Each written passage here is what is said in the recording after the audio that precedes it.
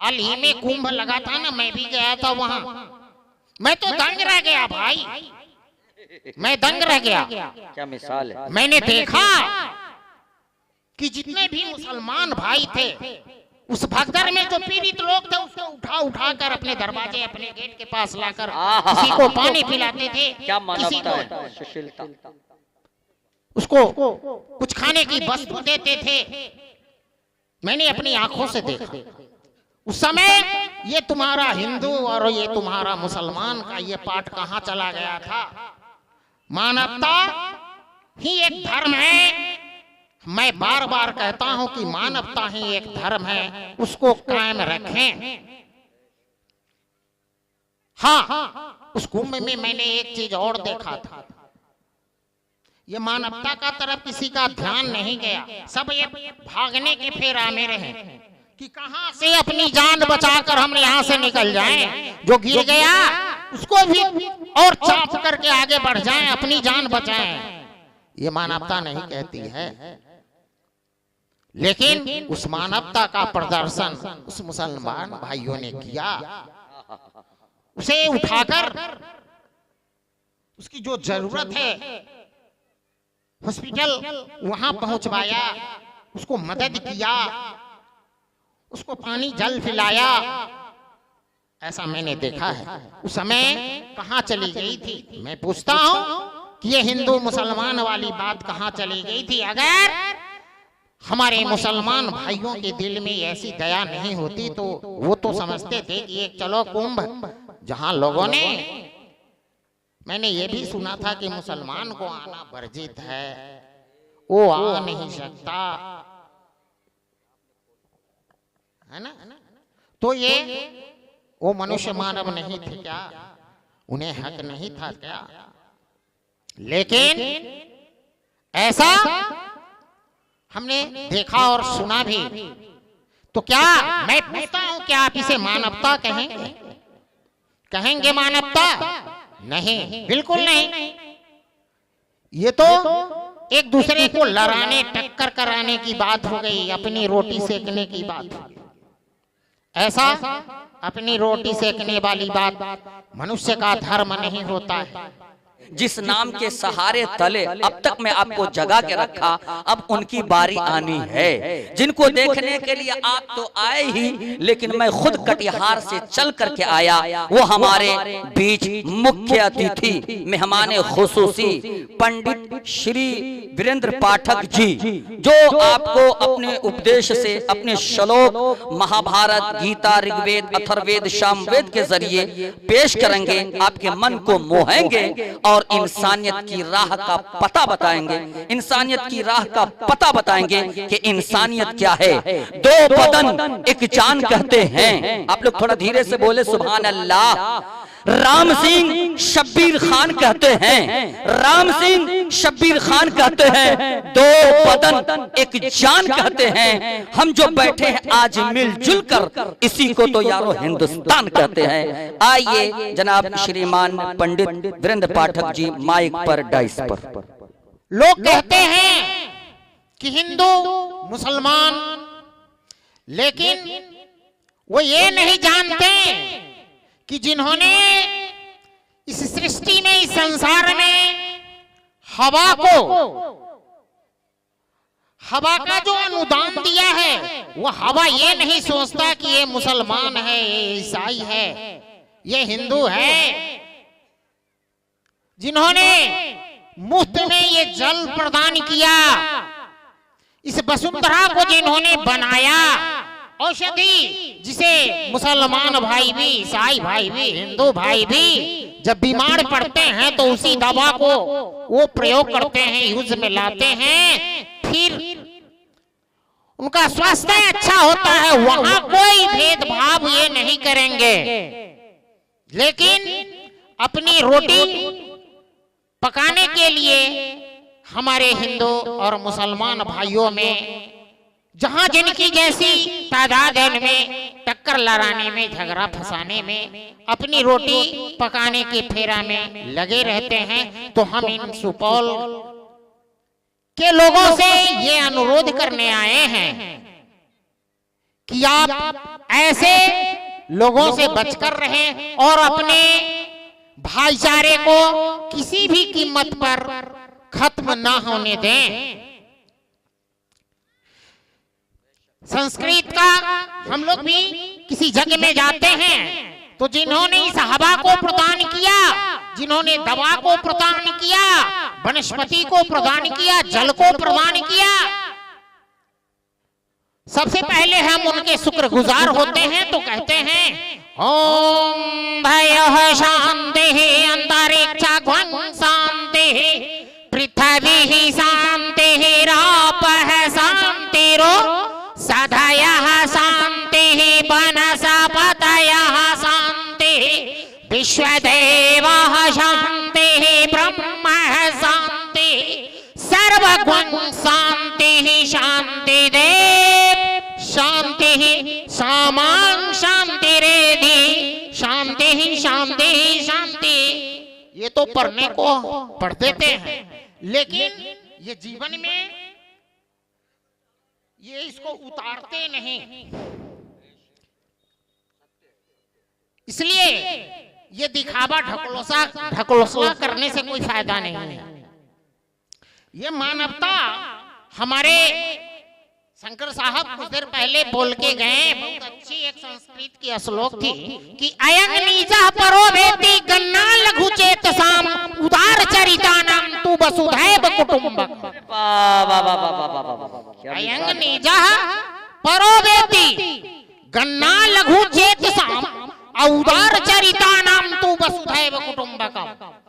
यह अपना है, वह दूसरा है, यह हिंदू है, वह मुसलमान है।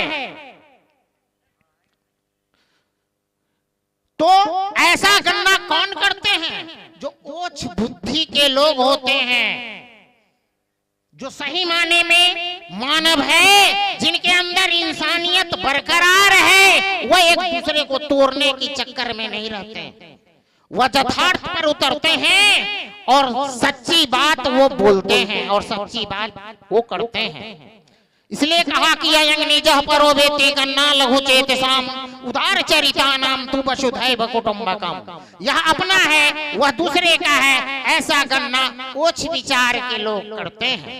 जो उदार चरित्र, जो बड़े दिल के लोग होते हैं, जिन्हें हम महान कहते हैं, वह इस सारे पृथ्वी को अपने एक कुटुंब परिवार, कुटुंब का मतलब होता है अपना परिवार। जैसे ये मेरा लड़का है, ये भतीजा है, ये दादा है, ये चाचा है, परिवार की तरह उसको समझते हैं।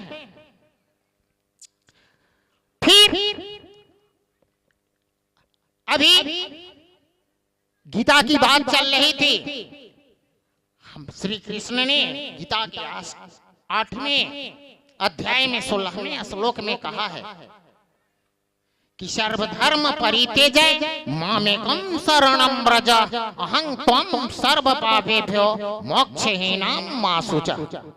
कि तुम हिंदू, मुसलमान, बाइबल, कुरान, रामायण, महाभारत की फेरा में पड़ोगे तो पड़े रह जाओगे, क्योंकि एक मानवता ही एक सच्चा धर्म है। इंसान बनकर आए हो तो इंसानियत को समझो, उसकी प्राथमिकता दो। एक इंसान के साथ कैसा हमको बरतना चाहिए। कोई अगर हिंदू है तो क्या उसके पास 4 आंखें हैं? मुसलमान है तो क्या 1 आंख है? उसके पास भी वही शरीर है, वही 10 इंद्रियां हैं जो आपके पास है। फिर ये धर्म और कर्म के फेरा में पड़कर हम अपने समाज को तोड़ने का काम ना करें। हम बुद्धिमान बने, शिक्षित बने,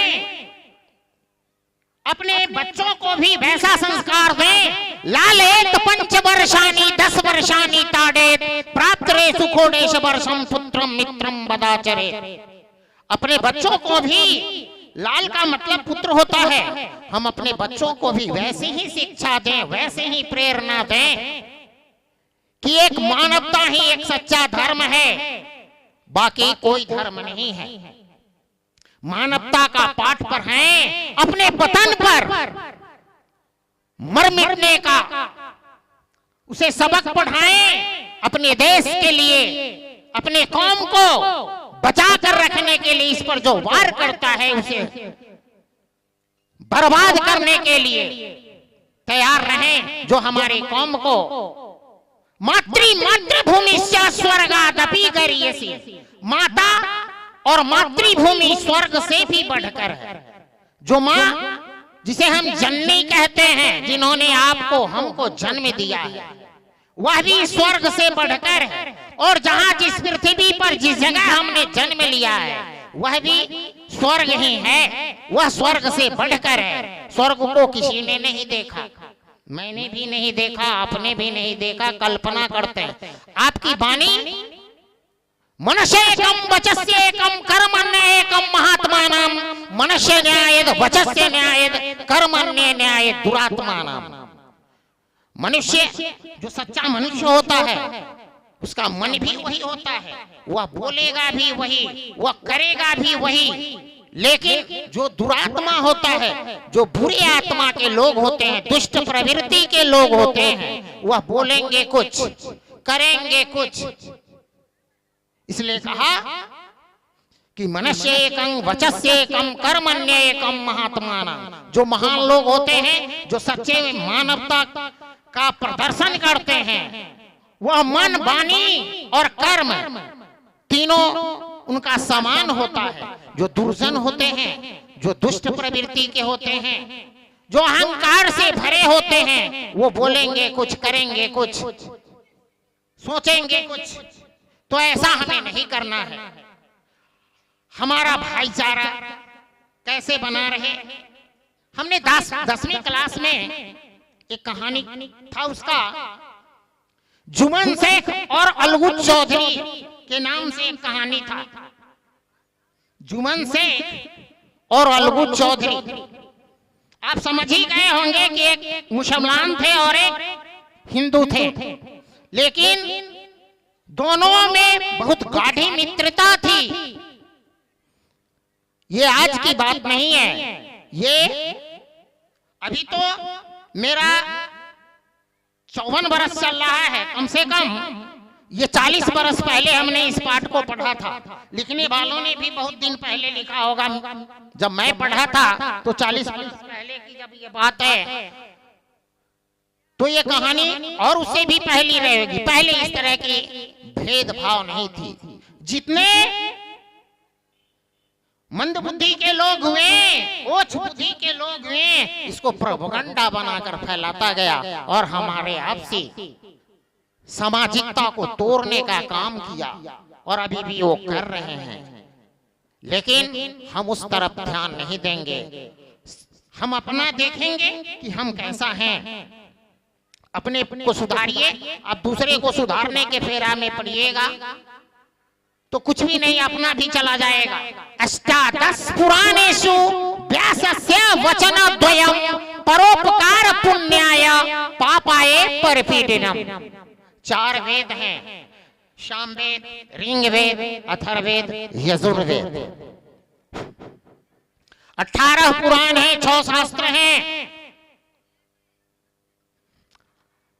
तो व्यास जी ये 18 जो पुराण हैं, इन 18 पुराण का लेखक, राइटर वेद व्यास जी हैं। उन्होंने 18 पुराण की रचना तो की,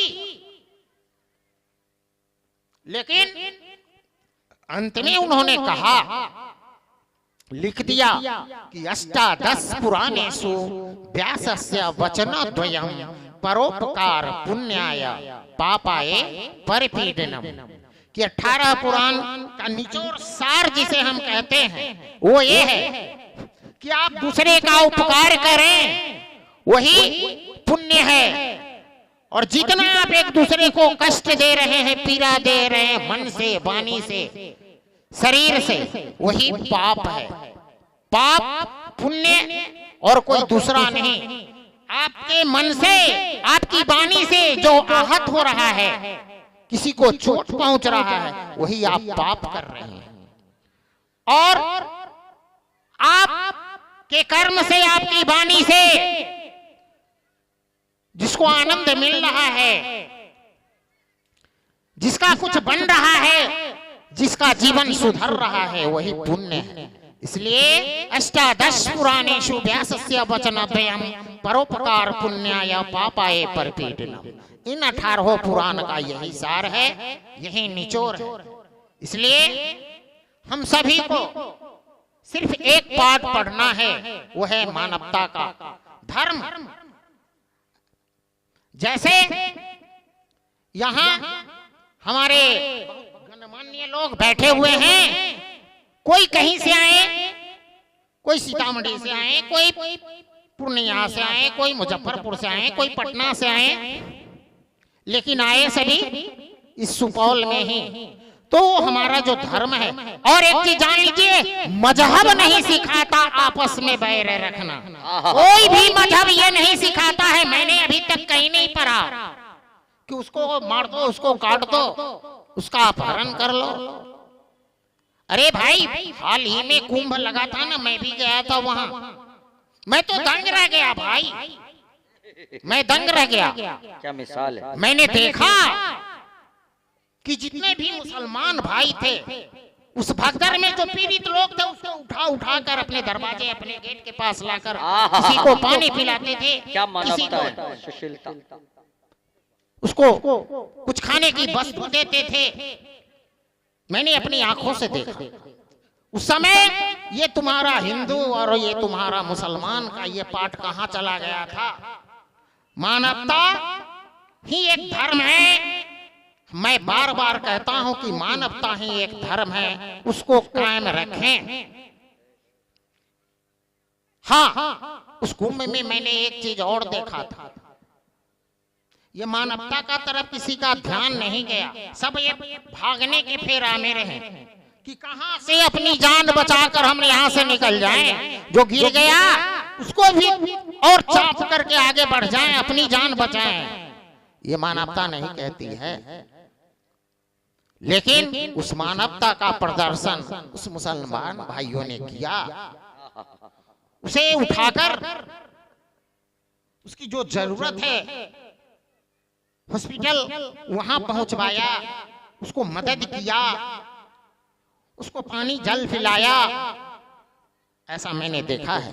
उस समय कहां चली गई थी? मैं पूछता हूं कि ये हिंदू मुसलमान वाली बात कहां चली गई थी? अगर हमारे मुसलमान भाइयों के दिल में ऐसी दया नहीं होती तो वो तो समझते थे कि एक चलो कुंभ, जहां लोगों ने, मैंने ये भी सुना था कि मुसलमान को आना वर्जित है, वो आ नहीं सकता, है ना? तो ये वो मनुष्य मानव नहीं थे क्या? उन्हें हक नहीं था क्या? लेकिन ऐसा हमने देखा और सुना भी। तो क्या मैं पूछता हूं, क्या आप इसे मानवता कहेंगे? कहेंगे मानवता? नहीं, बिल्कुल नहीं। ये तो एक दूसरे को लड़ाने, टक्कर कराने की बात हो गई, अपनी रोटी सेकने की बात हो गई। ऐसा अपनी रोटी सेकने वाली बात मनुष्य का धर्म नहीं होता है। अभी कुछ देर पहले मैंने कहा कि श्री कृष्ण ने कहा कि सर्वधर्म परित्यज्य मामेकं शरणं व्रज अहं त्वं सर्व पापेभ्यो मोक्षहीनां मा शुचः। ये अर्जुन जब उस कुरुक्षेत्र के मैदान में अर्जुन ने सबसे सर्वप्रथम कहा कि हे केशव, कृष्ण को कि हे केशव, आप जरा अर्जुन का सारथी अर्थात रथ हाँकने वाला श्री कृष्ण थे, जो तीनों लोग के रचयिता हैं, जिनका भार तीनों लोग का है, एक मनुष्य का नहीं। उन्होंने ये नहीं समझा कि ये अर्जुन, इसका हम सारथी क्यों बने। उन्होंने अपनी महानता को प्रकट किया और उस समय उस अर्जुन के सारथी बनकर रथ को चलाने का काम किया।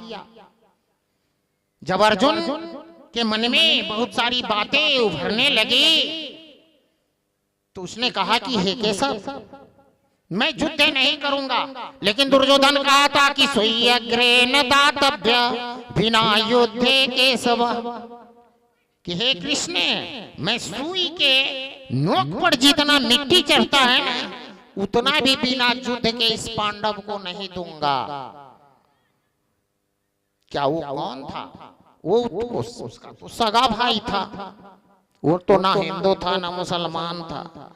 तो ये सभी अपने स्वार्थ के लिए, अपनी रोटी सेकने के लिए लोग करते हैं। खैर छोड़िए, हम सुधरें, आप खुद को सुधारें, यही आपसे मैं अनुरोध करूंगा।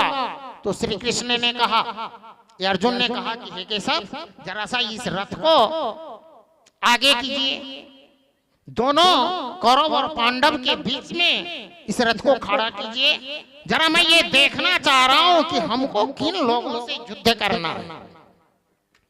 श्री कृष्ण ने कहा कि ठीक है। जब कौरव और पांडवों के बीच श्री कृष्ण ने रथ को रोका, तो अर्जुन देखा, एक तरफ चाचा है, एक तरफ गुरु है, एक तरफ बाबा है, दादा जिसको बोलते हैं वो है, फिर भाई है, कोई बड़े भाई हैं, कोई छोटे भाई है। उस समय उसकी मानवता जग गई थी कि नहीं, मैं ये युद्ध नहीं करूंगा, मैं ये युद्ध नहीं करूंगा, क्योंकि ये अपने राज सिंहासन के लिए, इस राज्य के लिए मैं युद्ध करूं और अपने ही भाई को, अपने ही गुरु को, जिन्होंने मुझे शिक्षा दिया, उसे मैं मारूं तब ये राज मैं पाऊं, ऐसा मुझे नहीं चाहिए है केशव। उसने गांडीव को पटक दिया। श्री कृष्ण ने कहा कि अर्जुन, ऐसी कोई बात भी नहीं है, जिसे तुम मारने की बात कर रहे हो तो पहले से ही मरा है। श्री कृष्ण का कहने का मतलब था कि वो तो पहले से ही मरा है। क्यों? उसकी तो मानवता खत्म हो गई। तुम्हारी पत्नी जो थी द्रौपदी, उसको उसने समझा ही नहीं, तो उसकी मानवता खत्म हो गई। जिस समय दुशासन ने उसका चीर हरण किया था, मर तो उसी समय गया था। ये शिशुपाल जो गालियां पर गालियां मुझे देता जा रहा है, लेकिन मैंने कह दिया कि तुम्हारा 100 गाली जब पुड़ जाएगा ना, खत्म हो जाएगा, 101 जब होगा तो मैं इस चक्र सुदर्शन को ऑर्डर दूंगा, तुम्हारा सर काट लूंगा। तो ये मरने हरने की बात तुम क्या करते हो? तुम युद्ध करो, ये तो मरा पहले से ही है। फिर कृष्ण ने अपनी माया को फैलाया, उन्होंने